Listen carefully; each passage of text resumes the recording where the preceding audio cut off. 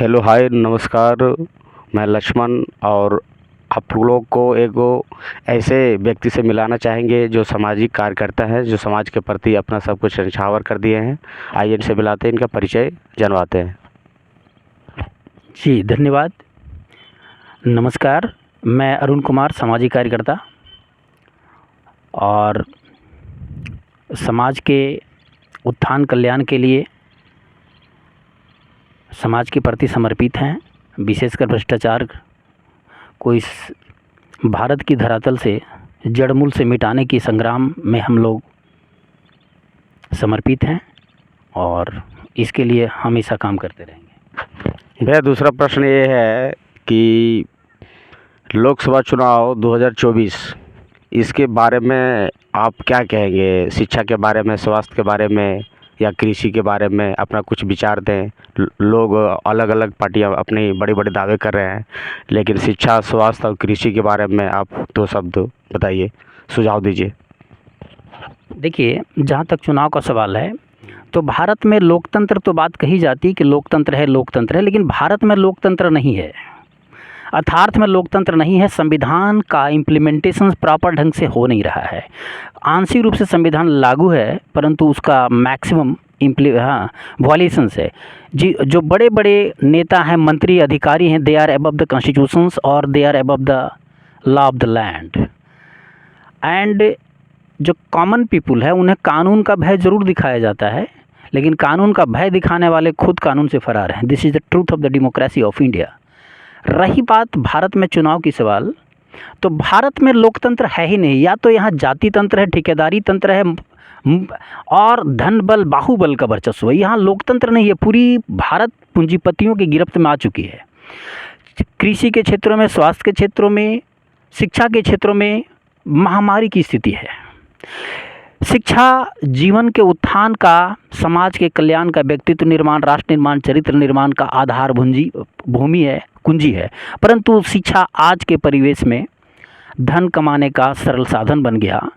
तो सबसे पहले भारत के समस्त राजनीतिक पार्टियों को ध्यानाकर्षण नागरिकों के द्वारा यह किया जाना चाहिए कि शिक्षा का राष्ट्रीयकरण किया जाए। सब एक समान, पूरे देश में एक समान, जब राष्ट्र, एक संविधान, एक कानून, एक समान शिक्षा का अधिकार क्यों नहीं, जबकि संविधान इसका अधिकार देता है। अमीरों के लिए अलग से स्कूल, गरीबों के लिए सरकारी स्कूल जहां व्यवस्था खत्म, और प्राइवेट स्कूलों में संपूर्ण व्यवस्था संपन्न। आखिर ये जो बच्चे जो जन्म ले रहे हैं भारत में, उसका क्या दोष है इस डिस्क्रिमिनेशन, इस भेदभाव का शिकार होने के लिए? सरकारी स्कूल में पढ़ने वाले बच्चे, छात्र हमारे क्या बनते हैं अल्टीमेटली? बड़े बड़े शहरों के मजदूर कर्मचारी, मोटियां, रेजा, कुली बनते हैं। और जो हाई स्टैंडर्ड स्कूल में पढ़ रहे हैं, जहाँ पर आधुनिक शिक्षा के नाम पर लूट है ना, आधुनिक शिक्षा के नाम पर जो वाणिज्यीकरण, व्यापारीकरण, कॉरपोरेट वर्क का एंट्री है, यह संविधान और भारत की जो आत्मा उसको धीरे धीरे सत्यानाश कर रही है। व्यक्ति वैचारिक रूप से पतित होता चला रहा है। नैतिक मूल्यों का अपहरण हो चुका है, और यही कारण है जहाँ नैतिक मूल्यों का अपहरण हो जाता है वहाँ पर भ्रष्टाचार कायम हो जाती है। भ्रष्टाचार की विधि और भ्रष्टाचार की कानून देश में 100% लागू है, लेकिन नैतिकता, संविधान कहीं लागू नहीं है। सरकार रोजगार को जो है वो मतलब फुल्ली रोजगार वो नहीं दे सकती है जनसंख्या के हिसाब से, लेकिन रोजगार में कमी ज़रूर ला सकती है। रोजगार को बढ़ावा मिल सकता है, वो अपना सेल्फ डिपेंडेंट आदमी रह सकता है। तो कृषि में के क्षेत्र में आप किस प्रकार से सरकार से अपील करना चाहते हैं, किस प्रकार से डेवलप करना चाहिए इसका इंफ्रास्ट्रक्चर पे आप थोड़ा सा बताइए। देखिए, जो विकास का जो मॉडल होता है भारत में, जो व्यवस्था है वो पूंजीवादी व्यवस्था है।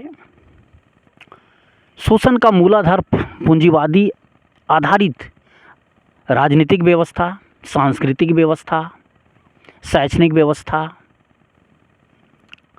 प्रशासनिक व्यवस्था, न्यायिक व्यवस्था कायम हो जाती है, जहां कुछ ही लोगों के लिए पूरे देश के संसाधनों का, नागरिकों का दोहन होता है, एक्सप्लॉयटेशंस होता है। रही बात भारत को, यहाँ आज का सवाल है कि हमारे यहाँ बहुत लंबे समय से संग्राम चल रही है कि भारत को एक विकसित राष्ट्र बनाया जाए। लेकिन सवाल है कि आज तक किसी भी पार्टियों ने, किसी भी सामाजिक संस्थानों ने यह मॉडल नहीं दिया कि what is the ground model on which the India can be converted into a developed country. किसी के पास मॉडल नहीं है, हवा सभी के पास है। तो what is the model for making India a well developed country where India can stands boldly in the before the western world. तो इसके लिए एक कम्प्रिहेंसिव मॉडल की आवश्यकता है और वो भारतीय सभ्यता, संस्कृति और संविधान में वर्णित समानता के अधिकार के अनुरूप होना चाहिए। सबसे पहले मैं चाहूँगा कि जीवन अलग नहीं होता, जीवन बहुआयामी है। राजनीति कोई जीवन का अलग हिस्सा नहीं है, पूरा संपूर्ण मिलकर जीवन के सभी पहलू मिलकर मनुष्य के मनुष्य के लाइफ को तय करते हैं। तो सबसे पहले भारत में मूल्य आधारित नैतिकवाद, मूल्य आधारित मानवीय मूल्यों, मानवीय संस्कृति आधारित एक कम्प्रिहेंसिव शिक्षा नीति लागू हो अविलंब, जो लोगों को विवेक के आधार पर मूल्यांकन करने की क्षमता विकसित हो। उसमें चरित्र निर्माण, राष्ट्र निर्माण, व्यक्तित्व निर्माण, परिवार निर्माण की भूमिका तय करने की योग्यता का उद्भव और विकास हो। दूसरी बात है कि स्वास्थ्य जीवन का मौलिक दूसरा जो अनिवार्य जो तत्व है, फंडामेंटल नीड है, वो स्वास्थ्य है। स्वास्थ्य का राष्ट्रीयकरण हो। खास करके ग्रामीण भारत की स्वास्थ्य की स्थिति सबसे जर्जर है। आप देखे होंगे कि बीते कोरोना के काल में गवर्नमेंट के पास प्रॉपर डेटा भी नहीं है। इंटरनेशनल WHO के अनुसार लगभग 50 लाख लोग मारे गए कोरोना में। किसके कारण? कोरोना बीमारी के कारण नहीं, ऑक्सीजन के अभाव के कारण, ट्रीटमेंट के अभाव के कारण, भोजन के अभाव के कारण, पानी के अभाव के कारण, हॉस्पिटल के अभाव के कारण मारे गए। कोरोना ने नहीं मारा, हमारी बेवकूफ़ व्यवस्था ने लोगों की 50 लाख लोगों के आसपास की जानें चली गई। यह एक तरह की हत्या है। उसके बावजूद भी हमारी सरकारें, हमारे नेतागण फिर भी समाज में चेतना नहीं आ रही। इसलिए सबसे पहले अगर जागृति लानी है तो शिक्षा में सुधार करना होगा, स्वास्थ्य में सुधार करना होगा, हॉस्पिटलों का सभी शिक्षा का और स्वास्थ्य का पूर्ण राष्ट्रीयकरण हो। तभी एक है ना, जब तक सुंदर मन और स्वास्थ्य का निर्माण नहीं होगा तब तक भारत एक मजबूत और विकसित राष्ट्र नहीं हो सकता। रही बात रोजगार, तो रोजगार 100% एम्प्लॉयमेंट दिया जा सकता है या नहीं, इसकी पूरी गारंटी है। 100% एम्प्लॉयमेंट देने की गारंटी है। और जब कोई राज्य या राष्ट्र या कोई सरकार जो युवाओं में, जो लोगों में जो योग्यता है, उनकी बौद्धिक, नैतिक, भौतिक, आध्यात्मिक जो उनकी योग्यता है, पोटेंशियलिटी, जब तक उसका उस पोटेंशियलिटी का सदुपयोग नहीं होगा तब तक समाज और राष्ट्र निर्माण की प्रक्रिया प्रारंभ ही नहीं हो सकती। तो बेरोजगारी है नहीं, कोई गरीब है नहीं, सभी शोषित है। और शोषण कौन कर रहा है? मुश्किल से 1 से 2% लोग शोषण कर रहे हैं। जीडीपी में देखें 1% लोगों का जीडीपी पर 45% से अधिक होल्ड है। तो उस अधिक संसाधनों पर आप 1% का होल्ड होगा। एक और डेटा है कि लगभग मुश्किल से 8 से 10% लोगों के पास पूरी भूभाग का 80% शेयर है। तो रेस्ट मास के पास क्राइसिस होना तय है। अनरेस्ट में जिएंगे, उनकी नैतिक, भौतिक और आध्यात्मिक विकास असंभव है। इसलिए कुछ लोगों के शोषण ही दूसरे की त्रासदी है। इसी को गरीबी और परिणाम स्वरूप गरीबी और भूखमरी के चपेट में लोग आते हैं। इसको लोग दैविक कृत्य मानते हैं, जबकि यह एक मानवीय सोची समझी, यह एक साजिश का परिणाम है। इसीलिए कृषि का पूर्ण औद्योगिकरण किया जाए। कृषि को उद्योग का दर्जा क्यों नहीं? आलू का चिप्स बनाकर बेचने वाला बड़ी कंपनियां 1 किलो आलू का चिप्स 2000-3000 में बेच देती है, लेकिन एक किसान को 10 रुपये किलो आलू बेचने में चुनौती हो जाती है। तो कृषि का औद्योगिकरण हो। औद्योगिकरण का मतलब है कि इंडस्ट्रियलाइजेशन के लिए कृषि को उद्योग का दर्जा देने के लिए जो रिक्वायरमेंट है, टोटल इंफ्रास्ट्रक्चर, जैसे proper training, proper and guaranteed irrigation facility through out the year, proper pesticide, germicide, grasicides, as well as true educations, cooperative educations. मनुष्य में कॉपरेशन समाप्त होता चला जा रहा है, मनुष्य टूटता जा रहा है। मनुष्य ये नहीं समझ पा रहा है कि सभी मनुष्य हम एक ही मानव का समाज अविभाज्य एवं अखंडित है। मनुष्य का समाज, मानव का समाज एक एवं अविभाज्य है। इस तथ्य को जितना जल्दी हम समझ लें उतना ही जल्दी हमारा कल्याण हो सकता है, और जितना ही विलंब करेंगे समाज को उतना ही इसका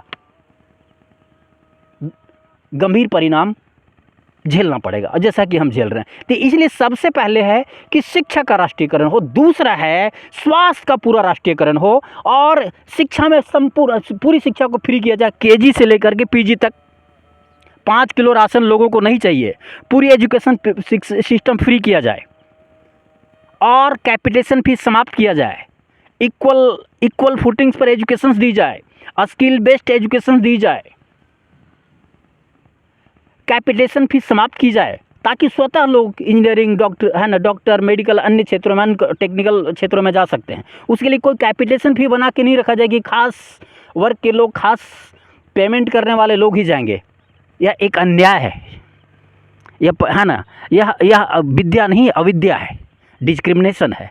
किसी को उसकी क्षमता, आर्थिक क्षमता के आधार पर, कोई गरीब है, कोई गरीब है और कोई अगर शोषित है, तो इसके लिए स्टेट जिम्मेदार है। यह it is the duty of the state, because Bharat का जो संविधान है वेलफेयर स्टेट है। भारत संविधान ने स्पष्ट क्लियर कर दिया, प्रस्तावना में कर दिया है, डीपीएसपी में स्पष्ट उल्लेख है। साथ ही साथ फंडामेंटल राइट में किसी भी व्यक्ति को गरिमा के साथ जीने का अधिकार ऑलरेडी प्रोवाइडेड है in the fundamental right mention in article 21 of the constitution of India, freedom of life and personal liberty. तो गरिमा के साथ आप कैसे जी सकते हैं? जब तक लोगों को प्रॉपर एजुकेशन नहीं मिलेगी, प्रॉपर हेल्थ फैसिलिटी नहीं मिलेगी, प्रॉपर एम्प्लॉयमेंट नहीं मिलेगी, तब तक कोई भी मनुष्य गरिमा के साथ जीवन जी ही नहीं सकता है। और जब मनुष्य गरिमा के साथ जी ही नहीं सकता है तो उसके मौलिक अधिकार का हनन हो रहा है। और मौलिक अधिकार को रीस्टोर करना, जिसको ये it is the duty of the state, ये राज्य का कर्तव्य है, ये सरकार का कर्तव्य है। और सरकार फेल है तो सरकार की गलती है। इसलिए भारत को ठीक करना, भारत को कोई नेता, कोई पार्टी सुधार नहीं सकती। भारत में एक पुनर्जागरण की आवश्यकता है, भारत में एक वैचारिक क्रांति की आवश्यकता है, भारत में विवेक आधारित चिंतन मंथन की आवश्यकता है, एक विचार मंथन की आवश्यकता है, वैचारिक गोष्ठी की आवश्यकता है, कॉपरेशंस की आवश्यकता है, जो पूंजीवादी शक्तियाँ, जड़तावादी शक्तियाँ नष्ट कर चुके हैं। और ये लगातार प्रयास है, क्योंकि हमारी अज्ञानता इनकी शोषण का आधार है, और हमारी ज्ञान, हमारा विवेक मुक्ति और मुक्ति का मार्ग है। मैं इतना ही कहना चाहूँगा। भैया, नेता लोग जो खोजते हैं कि मुझे एक्सीलेंट, ज़्यादा पढ़ा लिखा भी क्या बोलते हैं, सपोर्टर नहीं चाहिए, या मुझे अनपढ़ भी नहीं चाहिए, वो मीडियम क्लास वाला कोई फंसाता है जो 2-4 क्लास पढ़ लिख ले, और उसी को फंसाता है, हाँ तो हाँ, ना तो नहीं। तो इस विषय में जो आप क्या कहना चाहेंगे, और मतलब किस तरह से समाज का विकास हो, और किस तरह से नेता लोग के चक्कर में आपसी मतभेद को जो है ख़राब करके, और अभी जो विकास जो है, विकास में बाधाएं आ रही है, इस पे आप क्या कहना चाहेंगे, लोगों से क्या अपील करना चाहेंगे? देखिए, यह एक सोची समझी साजिश है कि जिसमें जो पढ़े लिखे लोग हैं, जो जागरूक लोग हैं, उनको राजनीतिक पार्टियां दुरुपयोग नहीं करती हैं। जो बीच के जो भोले भाले लोग हैं उसका दुरुपयोग करती है, क्योंकि उनकी चिंतन, विचार मंथन विकसित होती नहीं है, और उसका नाजायज़ लाभ उठाकर उनका राजनीतिक दोहन और शोषण होता है। कुछ चंद पैसों के चक्कर में अपना जीवन खो देते हैं, ना उनके पास बेहतर एजुकेशन मिल पाती है, ना बेहतर कैरेक्टर का निर्माण हो पाता है, ना बेहतर वो परिवार को समय दे पाते हैं, सब कुछ उसका नष्ट हो जाता है, तृष्णा में वो उसकी जीवन समाप्त हो जाती है। तो सबसे पहले इस देश को कोई नेता सुधार नहीं सकता, सुधारेगी चेतना, जागृति, टेक्नोलॉजी परिवर्तन लाती है, कोई व्यक्ति नहीं ला सकता है। इसलिए सबसे पहले भारत सरकार को, या कोई भी सामाजिक कार्यकर्ताओं, और खास करके नेताओं को, खास करके जो सामाजिक कार्यकर्ता है, नेता सभी होते हैं, ऐसा नहीं कि जो इलेक्शन लड़ते हैं विधानसभा, राज्यसभा या फिर मुखिया, सरपंच का, वही नेता होते नहीं, हर व्यक्ति नेता होता है। नेता का मतलब नेतृत्व करना होता है। अब हाँ, सवाल है कि 2 चीज़ों का नेतृत्व हो रहा है, कोई एक मिसलीड कर रहा है, कोई नेतृत्व कर रहा है, और एक प्रगतिशीलता की ओर, एक लक्ष्य के लिए, एक उत्थान के लिए, एक कल्याण के लिए, एक जागृति के लिए नेतृत्व कर रहा होता है। तो डिसाइड आपको करना है। तो ये देश, ये समाज का परिवर्तन तब तक नहीं होगा जब तक जागृति भीतर से जागृत नहीं होती है, जब तक जड़तावाद को लोग समझ नहीं पाते हैं, एजुकेशन के इम्पोर्टेंस को नहीं समझ पाते हैं, हेल्थ के इम्पोर्टेंस को नहीं समझ पाते हैं, कृषि के औद्योगिकरण को नहीं समझ पाते हैं। इसलिए सबसे यह मांग उठनी चाहिए, राष्ट्रीय मांग होना चाहिए प्रत्येक व्यक्ति का। और जो राजनीतिक पार्टियां इलेक्शंस के टाइम में जो घोषणा करती है, जैसे पिछले 10 सालों में आपने देखा होगा कि जितने भी काम हुए राष्ट्र विरोधी ही काम हुए, और उस पर चर्चा आखिर क्यों नहीं होता? आखिर नेता अपने किए गए कार्यों, विकास है ना, विकास के मॉडलों के आधार पर वोट क्यों नहीं मांग रही है? क्यों नहीं मांग रही? कहीं जातिवाद, कहीं मजहबवाद, कहीं पंथवाद, कहीं क्षेत्रवाद, जो प्रगति का बाधक है। इन समस्याओं से लोगों को